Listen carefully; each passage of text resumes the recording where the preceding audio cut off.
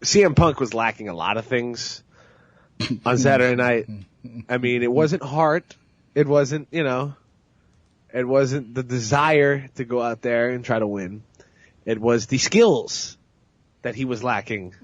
Well, I think once he got in that cage after that walked in and everything, and it was all there, I think once Gall started charging at him, he went. I remember there was a tweet that I retweeted from somebody, and it was like, Gall equals brown belt, Punk equals brown pants. And that's I think what happened, man. He went down there, he got him down, and you could see. Look, Punk had learned some things because he was trying to protect himself. He was working the hands at first, but then Gall just started unloading on him. And as he should. Yeah, no, I agree. I'm just saying it just was not in the cards, shall we say. He came out the cult of personality. He tried to intimidate Gall at the weigh-ins. He tried to do all the mental games that you would expect, like for a guy like that who obviously doesn't have the skills advantage, to just kind of psych Gall out. Yeah. And he kind of came at him a little quick. Gall probably, whoever's coaching him is telling him, all right, there's going to be all this stuff surrounding it. Just shoot for the takedown. Don't get kneed in the face. And then we go from there. And he literally shot for the double leg, took him down. Now, Punk landed 6 total strikes in this fight. I don't think any of them really did anything because they were all from the bottom position. I was going to say, I thought he was trying to protect himself on 2 of those punches. Yeah, I mean, that's the kind of thing you were looking at with him. Gall goes out, takes care of business. They're like, look, just get Punk down to the ground and finish him. That was the goal of this fight. It was like, let's not mess around. Let's not take some fluke accident and this guy hits you or something, for some reason. You take him down, and you pound him. When he lets you sink in the choke, you sink in the choke, and let's get out of here. Let's end this publicity stunt now. And before we get to all the permutations and combinations and all of this talk surrounding Punk, Gall calls out Sage Northcutt after the fight. Smart. I like it. Yep. Kid's smart. Dropped a lot of expletives during his post-fight interview. You're on pay-per-view. It's okay. It's okay. You can do that. Yep. As long as you're not Nate Diaz on Fox, you can do that. Yeah, and as long as you're on regular TV, you're all right. So Gall calls out Northcutt, which is weird because Northcutt's technically a lightweight, but he has fought at welterweight, but that was his one loss at welterweight. So I think that's fun. It's like the 2 anointed UFC like young kids. Yeah. Mm-hmm. And Northcutt, if he loses, both of these guys have long careers ahead of them, hopefully. And both of them were found on that show, right? On the Dana White show? They're all looking for a fight product, so Dana White gets a pop out of the whole thing. Yeah. And it gives a little pop to the show there, so maybe more people go to Fight Pass, the tens of people that are there. Yeah, it was a bit. I mean, you can blame the elevator for the Fight Pass early prelims this week with TV Dalloway going out. So let's just dive into this whole Punk thing. All right, where do we start? He's 37 years old. Yeah. He's suffered 2 injuries during camp. It led up to a fight where he was clearly not ready. Yeah. First question to you. Should he ever fight in the UFC again? Absolutely not. Okay. Absolutely not. I don't even know.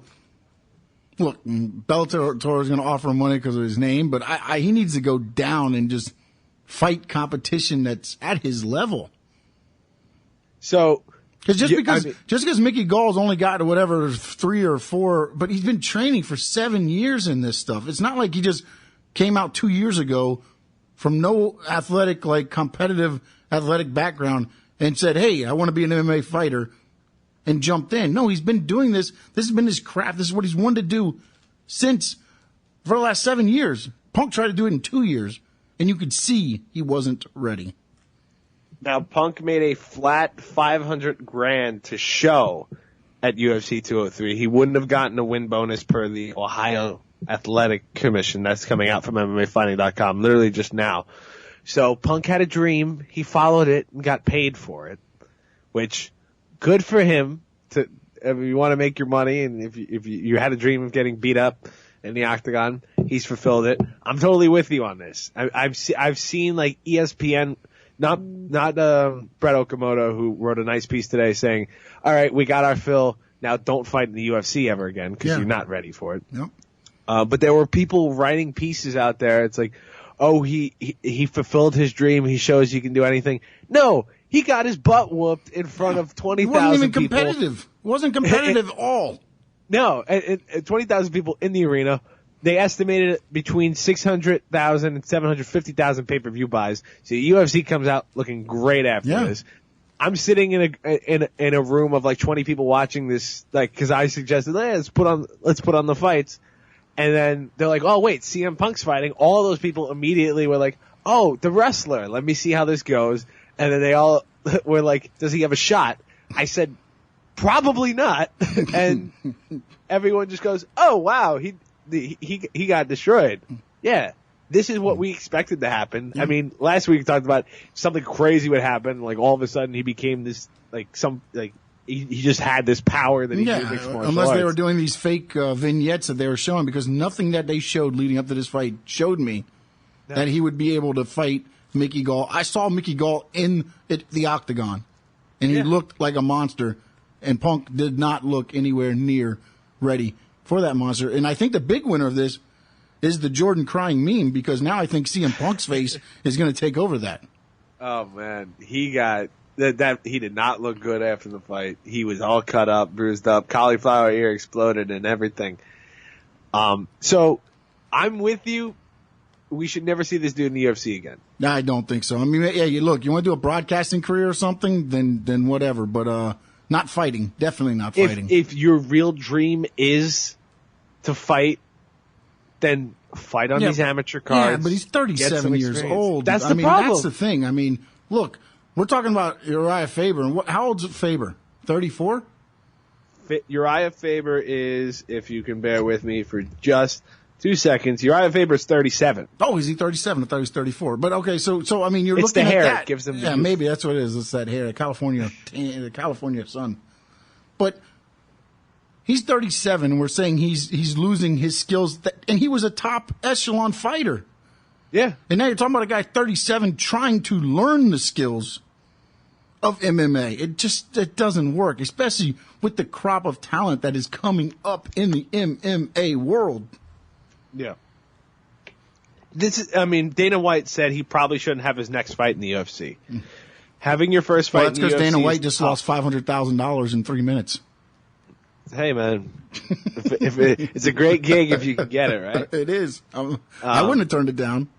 I feel bad for Duke Rufus because he went through this whole thing. I mean, he trains Showtime. He trains Tyron Woodley. And then you go out there and you're given this opportunity and you like this guy. I mean, for all intents and purposes, Punk could be like a good dude. Well, they said he's a great training partner. He's been there. He's taken his beatings. He's taken his lumps. I mean, I think it just got to the point now to where they were just like, look, he's not going to get any better. The longer we wait, he's just getting older. Let's just do the fight. If he somehow he wins, then great, we continue. If he looks real bad, then we just cut our losses where we're at. Out of 5,000 looked better than CM Punk. That's the way to put this. You know what, though? I don't want to say what I was going to say, so all right. Well, I mean, he had that pro fight before Kimbo. But I agree that. But my thing is, you're talking. Look, Kimbo was still learning the art of MMA, and rest in peace, Kimbo. But Mickey Gall is 10 times, I believe, the MMA skilled fighter than what Kimbo is. Kimbo's going to come out and throw punches and try to knock your head off. Yeah, and this guy, Mickey Gall, is shooting for takedowns. I mean, the problem with Punk is, I think, look, we talked about it too with Lesnar. When they brought him back and they put him in there with Mark Hunt, we said it was an ideal opponent because all Brock Lesnar really had to worry about were hands. Yeah. Punk had to worry about hands, takedowns, submissions, punches, and he's never fought. And here was the issue too. Dana White basically made this fight because he picked out Gall and they were like, oh yeah, this makes sense. And then they probably slowly realized, like, wait, this kid could be really good. This kid is probably going to be really good. I mean, he looks like he could be really good. No. He beat up Mike Jackson, who, again, good journalist, not great a great fighter. And he beat up Punk. So we have no idea, like, him against real competition. But this was not a fight obviously made in the interest of competitive balance, like when you see Joe Silva and Sean Shelby make these fights. This was a fight made to promote 203. And Stipe Miocic, Overeem, should be happy that Punk was on the card. Because they get a boost from it. I mean, if they're getting pay-per-view points from this. And then Punk could go out and say, hey, I did what I wanted to do, and if he wants to do it again, go for it. Fight in a gym somewhere. It's a couple amateur fights. I mean, Bellator will probably jump all over it if and when the UFC cuts him. Or World Series of Fight. I mean, these promotions can try to do this if they want. It's just, you know what you're going to get. This is the kind of setup that was expected. Like, unless he was this, like, whiz kid at 37 years old, just puts on the gloves and is like, I know how to fight. This is what was going to happen. And I don't know what else we can do to try to, I mean, there's no excuses. You can't apologize for it. It's happened. Punk's debut happened. It's over and done with, and we shouldn't see him in the UFC ever again. One thing I did want to point out that I saw on Twitter last night, and I mentioned that this card just seemed to have everything from like a wrestling card perspective, because you had fights after the fight, you had Punk, you had the controversial finish that Overeem thought he tapped and all this stuff, and the eye pokes and the groin kicks. Last night, a lot of people missed it because, rightfully so, the Cardinals and Patriots were on Sunday Night Football. WWE Backlash, the SmackDown had their first ever pay-per-view. Do you have Comcast? I'm sorry. Do you have Comcast up there? What do you have up there? Do I have Comcast? No, I have the great Cablevision Optimum run by the tremendous owner of the New York Knicks, James Dolan. So I have that. Well, I can tell you this. Last night, Comcast decided the first Sunday night of football to cut cable in my area to run cable lines.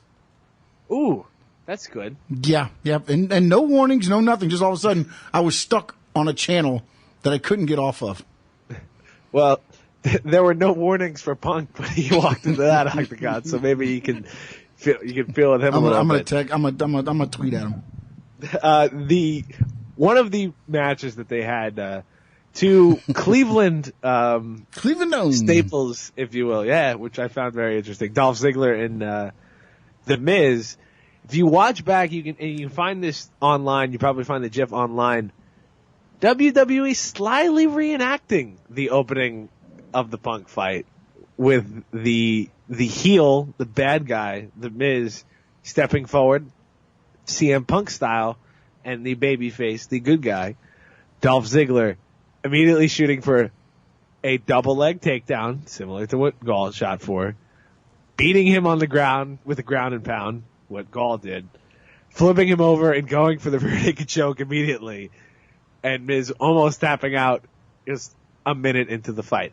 So even when you think the parallels between Punk and WWE are gone, they're still kind of there. We've seen this before. There's still I believe a lawsuit out there from Punk with the WWE. There is, when it comes to his injuries and the doctor, one of the doctors from WWE. Yeah. So there's still, I mean, they've done it with the McGregor fight. They did it with the McGregor-Aldo fight, I believe. And one of the McGregor-Diaz's fights, where they just kind of throw these little things into a match and they throw a spot in where you never kind of see it. But when you look back and go, oh, that was a sly thing. And WWE, he's always late to the party when it comes to pop culture stuff. Actually kind of nailed it this time.